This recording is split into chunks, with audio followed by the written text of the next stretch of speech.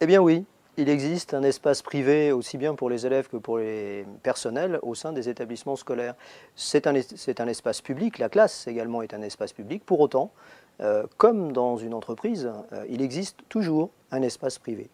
Tout dépend des usages, bien sûr, tout dépend également des conditions dans lesquelles, par exemple, sont mis à disposition les matériels informatiques ou de communication par l'établissement scolaire. Il est à cet égard extrêmement important de fixer ces règles du jeu dans une charte, charte des services numériques par exemple, mais qui concerne tout le monde, pas simplement les élèves, les personnels également.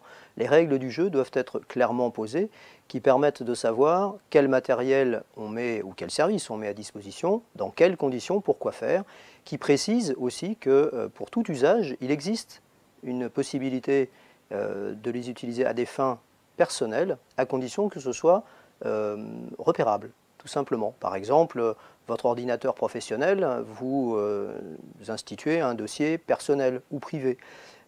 C'est valable également pour les espaces des élèves, les espaces disques des élèves, par exemple, sur le réseau de l'établissement.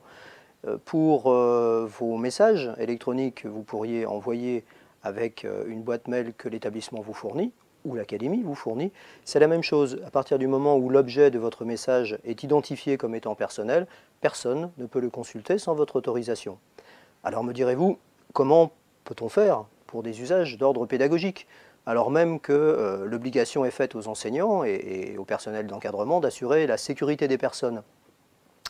Eh bien tout simplement en fixant les règles du jeu. Si dans votre charte ou dans une charte particulière sur des pratiques pédagogiques, vous indiquez que l'établissement fournit une messagerie professionnelle aux élèves et qu'ensuite l'équipe éducative, au sens large du terme, plus ou moins restreinte pour les occasions, se donne le droit, pour les raisons que vous indiquez, d'aller voir, de consulter les contenus, vous êtes couvert, vous n'êtes plus dans le cas d'une intrusion dans la vie privée, dans la correspondance privée des élèves. Il en va de même pour les personnels.